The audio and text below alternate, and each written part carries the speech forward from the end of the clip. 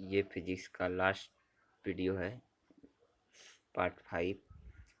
इसमें अभी तक में सारे टॉपिक हमसे जितना हो पाया हमने कवर किया है, और इससे आपके एग्ज़ाम में इससे बाहर नहीं जाएगा। और इसके बाद हम लोग MCQ करेंगे इससे रिलेटेड। और ये देखते हैं, HNO विस्फोटक निर्माण में, एक्वा रेजिया बनाने में, लेबोरेटरी रेसिस्टेंट बनाने में।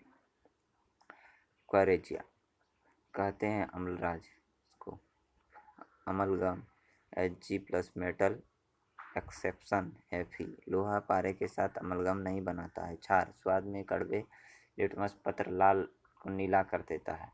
स्ट्रॉन्ग बेस जो पूर्ण रूप से आयनित हो जाते हैं।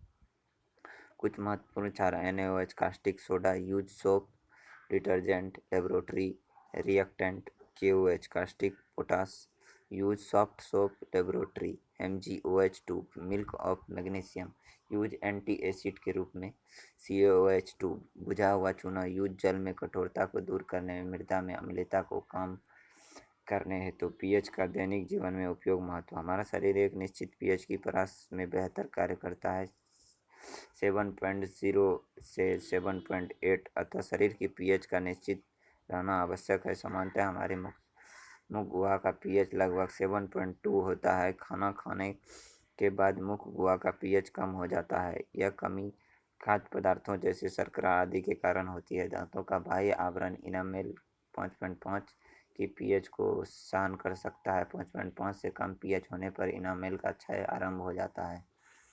मुख गुहा के पीएच को बनाए रखने हेतु क्षारीय प्रकृति के टूथपेस्ट प्रयोग में लाए जाते हैं। आमाशय में भोजन के पाचन हेतु HCl स्रावित होता है।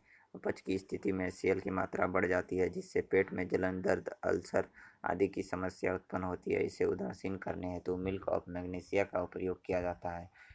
खेत में अधिक मात्रा में रासायनिक उर्वरकों का प्रयोग करने पर मृदा की अम्लता बढ़ती है, जिससे उत्पादकता घटती है। इसे कम करने हेतु CaOH2 का प्रयोग किया जाता है। क्षारीयता को दूर करने के लिए जिप्सम का प्रयोग किया जाता है। अम्लीय वर्षा से नदी, झील, तालाब की अम्लता बढ़ती है, जिससे जलीय जीवों का नकारात्मक प्रभाव पड़ता है। मधुमक्खी, चींटी आदि के काटने से फर्मिक अम्ल स्रावित होता है।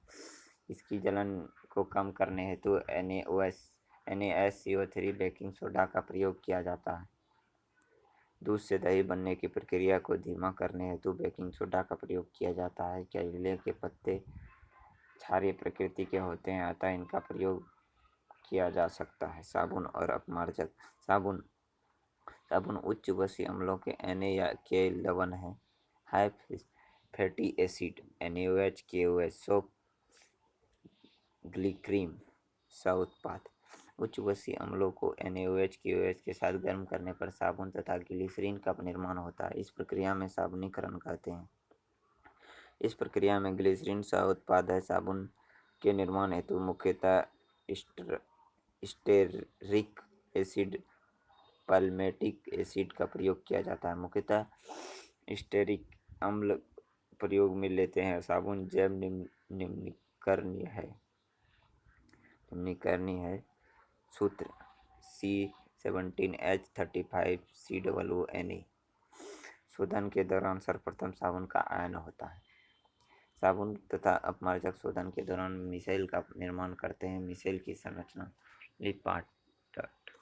शोधन के दौरान साबुन के अणु कपड़ों पर लगी हुई चिकनाई के चारों ओर इस प्रकार व्यवस्थित होते हैं कि उनका जल विरोधी भाग चिकनाई के चारों ओर तथा जल स्नेही भाग, ध्रुवीय भाग बाहर की तरफ व्यवस्थित हो जाता है। जल विरोधी भाग चिकनाई को घुलनशील बनाता है तथा ध्रुवीय भाग जल को आकर्षित करता है, जिससे चिकनाई वाले भाग कपड़ों से हटकर पानी में चले जाते हैं। साबुन कठोर जल में झाग नहीं देते, क्योंकि कठोर जल में CaMg के आयन उपस्थित हैं।